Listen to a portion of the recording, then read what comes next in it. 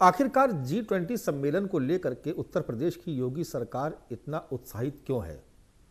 इसमें तो शक नहीं कि दुनिया के 20 सबसे शक्तिशाली सामरिक और आर्थिक दृष्टि से दोनों से अगर देखें तो सबसे शक्तिशाली देशों का समूह और उसका सम्मेलन जिसकी मेजबानी इस बार भारत के हाथ में है, और उत्तर प्रदेश के 4 शहरों को भी ये सौभाग्य मिल रहा है कि वो इस सम्मेलन में आने वाले अतिथियों का स्वागत कर सके, उनकी मेजबानी कर सके। इन 4 शहरों में एक लखनऊ शामिल है, दूसरा आगरा, तीसरा वाराणसी और चौथा ग्रेटर नोएडा। इन 4 शहरों में अतिथियों को आना है, लेकिन उत्तर प्रदेश की योगी सरकार लगातार G20 सम्मेलन की तैयारियों को लेकर के बैठक कर रही है, और आज भी एक बहुत हाई लेवल की मीटिंग बुलाई गई जिसमें उत्तर प्रदेश सरकार के वरिष्ठतम अधिकारी मौजूद थे, तमाम मंत्री उसमें मौजूद थे। करीब करीब 2.5 से 3 घंटे तक ये बैठक चलते रही और उसमें तमाम मुद्दों पर चर्चा की गई। मुख्यमंत्री योगी आदित्यनाथ इस बैठक की अगुवाई कर रहे थे और पूरी संजीदगी के साथ वो एक एक विषय पर अलग अलग अधिकारियों से बात करते रहे। तो आखिर ऐसा क्या है कि इतनी बड़ी प्लानिंग उत्तर प्रदेश सरकार की तरफ से की जा रही है? तो सबसे पहले हम आपको बताएंगे कि तैयारियां क्या क्या हैं, फिर ये बताएंगे कि आखिर इसके पीछे, इतनी बड़ी तैयारियों के पीछे की वजह क्या, आखिर योगी सरकार क्या प्लान कर रही है G20 सम्मेलन को लेकर के। तो सबसे पहले जब आज बैठक की शुरुआत हुई तो सबसे पहले ये इस बात को लेकर चर्चा हुई, जो अतिथि आएंगे उनका स्वागत कितना भव्य होना चाहिए। इतना भव्य स्वागत हो कि जो डेलीगेट्स यहाँ से जाएं तो यूपी की छाप अपने मन मस्तिष्क में लेकर के जाएं। इसके लिए कुछ खास तरीके से निर्देश मुख्यमंत्री ने दिए, जिसमें पुष्प वर्षा, जो भी अतिथि आएंगे उन पर पुष्प वर्षा की जाए, ये खास तौर से। इसके अलावा उनको तमाम उपहार दिए जाएंगे। उनके साथ उनकी सुरक्षा को लेकर के हर एक डेलीगेट पर एक अधिकारी की नियुक्ति की जाएगी। यानी अगर 200 प्रतिनिधि आ रहे हैं तो उसके लिए 200 अधिकारी नियुक्त किए जाएंगे। मेडिकल इमरजेंसी को लेकर के व्यापक बंदोबस्त करने के निर्देश दिए हैं। इसके अलावा ट्रैफिक मैनेजमेंट को लेकर के पूरी व्यवस्था, मुख्यमंत्री ने कहा है अधिकारियों से ट्रैफिक मैनेजमेंट की व्यवस्था वरिष्ठ अधिकारी खुद देखें, कहीं पर भी कोई दिक्कत ना आने पाए। उससे भी अहम यह है कि जिस रूट से अतिथि गुजरेंगे इन 4 शहरों में, उनमें दोनों तरफ अगर आप देखेंगे तो वहाँ की जो स्थानीय संस्कृति है, अगर हम लखनऊ की बात करें तो अवध की अपनी एक संस्कृति है जो नवाबों के दौर से शुरू होती है, जिसके बारे में सबसे ज़्यादा रोचक तथ्य हैं, जिसके बारे में लोग जानना चाहते हैं कि अयोध्या कैसे बसा, फैजाबाद जो अब अयोध्या है उसकी स्थापना कैसे हुई। तो वो पूरा एक सिलसिलेवार एक क्रम, अवध चूँकि नवाबों का एक बहुत बड़ी विरासत है अवध, तो उससे जुड़े हुए जितने भी प्रदर्शनी हो सकती हैं, तो जिस रूट से गुजरेंगे तो दोनों तरफ की दीवारों पर वो एक संस्कृति आपको नजर आएगी।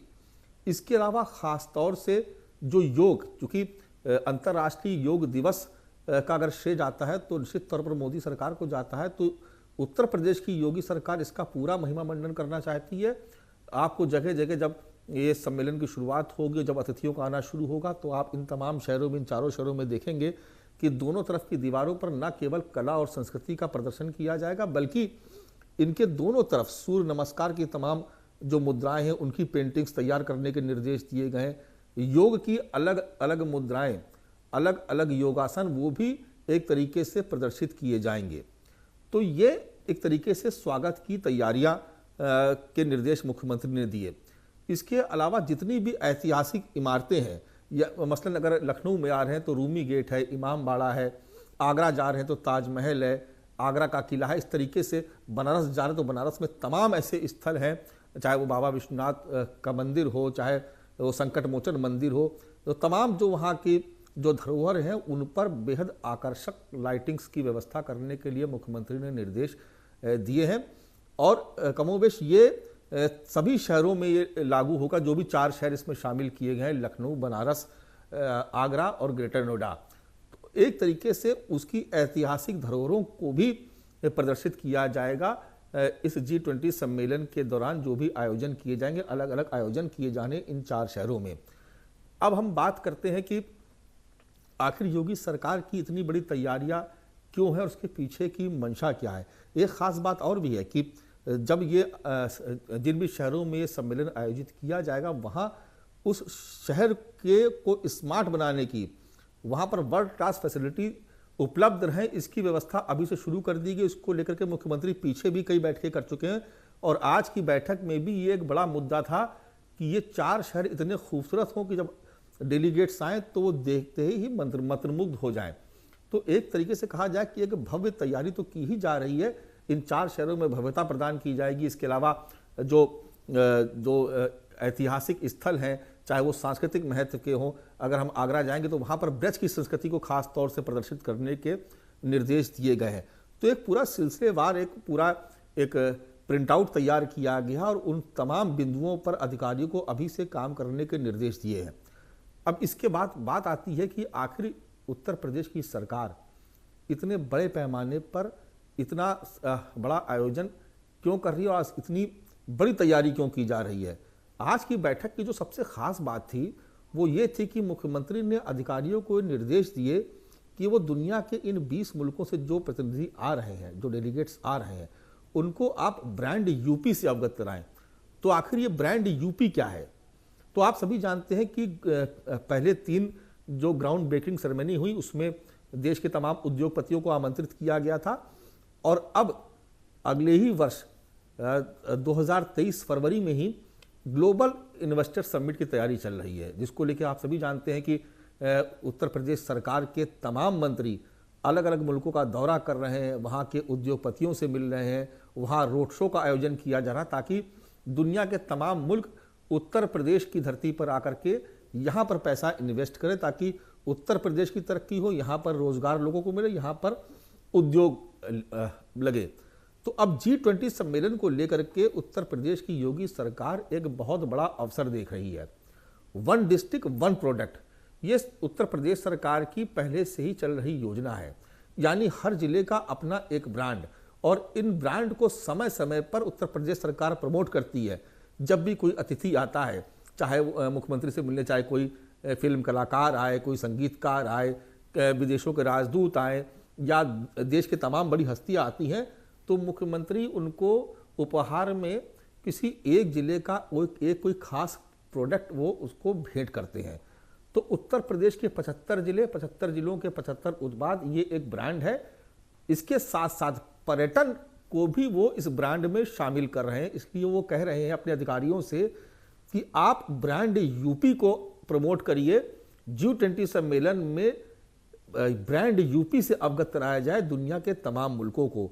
इसीलिए ये तैयारी की जा रही है कि जितने भी ऐतिहासिक इमारतें हैं, जो सांस्कृतिक विरासत है, उसको इस तरीके से प्रदर्शित किया जाए कि इन तमाम मुल्कों के लोग जब अपने देश में वापस जाएं तो वहाँ से वो उत्तर प्रदेश के बारे में बताएं और उत्तर प्रदेश में तमाम पर्यटक इन तमाम मुल्कों से आना शुरू हो ताकि पर्यटन के जरिए भी एक बड़ा रोजगार उत्तर प्रदेश में मिल सके। जैसे अभी कुछ दिन पहले सरकार ने एक सर्वे किया और उसमें एक डाटा पेश किया कि बाबा विश्वनाथ कॉरिडोर की स्थापना के 1 साल के भीतर पर्यटन के उद्योग में 40% से ज़्यादा का उछाल आया, जिसमें सबसे ज़्यादा जिसको फायदा हुआ वो हुआ होटल इंडस्ट्री को, इसके अलावा ऑटो रिक्शा कैब चालकों को। इसके बाद जो छोटे व्यापार जो लोग करते हैं उन सबको अगर मिला लिया जाए तो करीब 45% से भी ज़्यादा का कारोबार बढ़ा है बीते 1 साल में बनारस में। तो उत्तर प्रदेश सरकार G20 सम्मेलन की मेज़बानी को लेकर के इतना ज़्यादा उत्साहित इसलिए है कि उसे लगता है कि ग्लोबल इन्वेस्टर समिट के साथ साथ G20 का सम्मेलन उसके लिए एक बड़ा अवसर बनकर के सामने आ रहा है, जहां पर न केवल वो अपने उत्तर प्रदेश के उत्पादों को प्रमोट कर सकेगी, उनके लिए एक बड़ा बाजार तैयार कर सकेगी, बल्कि यहाँ पर भव्य स्वागत करके अपनी कला संस्कृति का प्रदर्शन करके वो पर्यटन के उद्योग को भी और तेजी से आगे बढ़ा सकती है। एक चलते चलते एक खास बात और बता दें कि उत्तर प्रदेश सरकार G20 सम्मेलन के इस अवसर को ऐतिहासिक मानते हुए लखनऊ में एक G20 पार्क की स्थापना करने जा रही है। इसका निर्देश भी आज मुख्यमंत्री योगी आदित्यनाथ ने अपने अधिकारियों को दिया। उनसे कहा गया है कि आप 1 महीने के भीतर एक ज़मीन तलाश लें और उस ज़मीन को तलाशने के बाद G20 थीम पर आधारित एक पार्क भी आपको लखनऊ में देखने को मिलेगा। निश्चित तौर पर जब दुनिया के इन 20 मुल्कों से लोग जब आएंगे और देखेंगे कि G20 के नाम पर एक पार्क बना हुआ है तो निश्चित तौर पर एक छाप तो उनके मन में जाएगी। साथ ही उत्तर प्रदेश के लिए भी ये यादगार होगा कि G20 सम्मेलन के दौरान यूपी के 4 शहरों को इस सम्मेलन में आए हुए अतिथियों की मेजबानी का मौका मिला। धन्यवाद।